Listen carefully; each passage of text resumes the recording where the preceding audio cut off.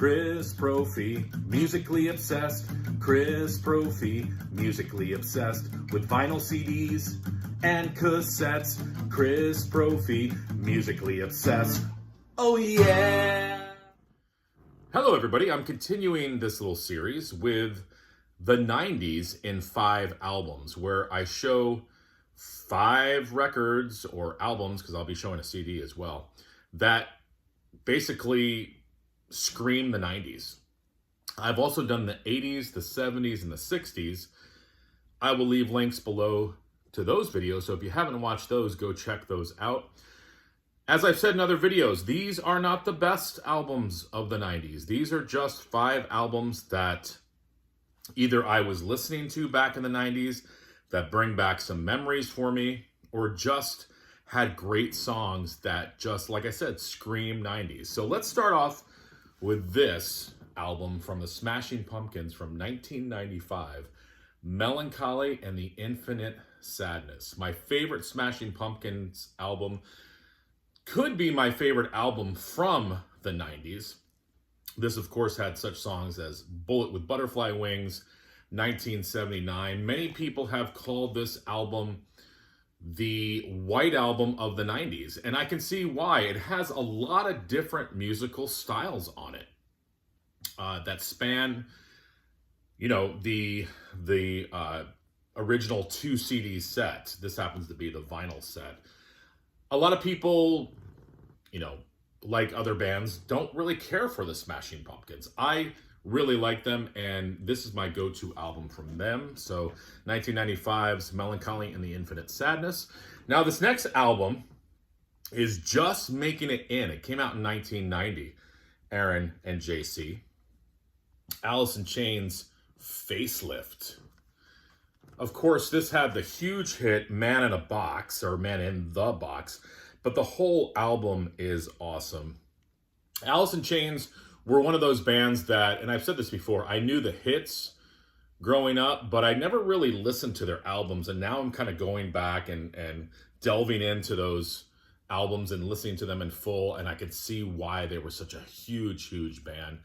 But the Man in the Box video, that was kind of creepy as well. So 1990s, Alice in Chains, Facelift.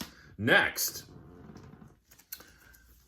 the 90s were big for festivals and, you know, people going to see jam bands. And my favorite jam band of them all is Phish. And this is my favorite album by them, 1993's Rift.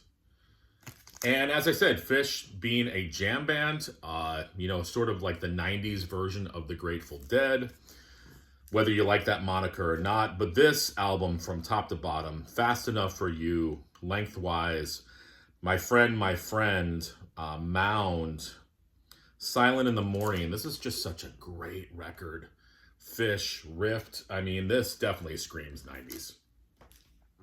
All right, 1991, a little band released an album called 10, and I'm talking about Pearl Jam. Now, this is not my favorite Pearl Jam record. That would probably go to Versus, but you cannot deny the hits on this album. This is almost like Hysteria was for Def Leppard. It's like almost every song. Once, Even Flow, Alive, Why Go, Black, Jeremy, Oceans, Porch, Garden, Deep, Release.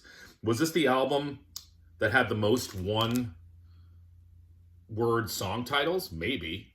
But again, not my favorite Pearl Jam album, but so influential. 1991's 10. And lastly, let's go with this beast from 1992. And I'm talking about Stone Temple Pilots' Core. This happens to be a Walmart reissue. Dead and Bloated, sex type thing, Wicked Garden. That's how it opens up. And then it just gets better from there. But Stone Temple Pilots, they were all over MTV. I mean, you know, anytime you'd walk by someone's dorm room in college, they'd be blasting this CD, probably because they got it either from BMG Music Service or Columbia House, because that's what we did back in the 90s. But such a killer album. So there's my 5 albums from the 90s or the 90s in 5 albums. As I said, go back and check out my 80s, 70s, and 60s. I hope everybody enjoys this hot, at least in Poughkeepsie, weather. All right, everyone. Bye.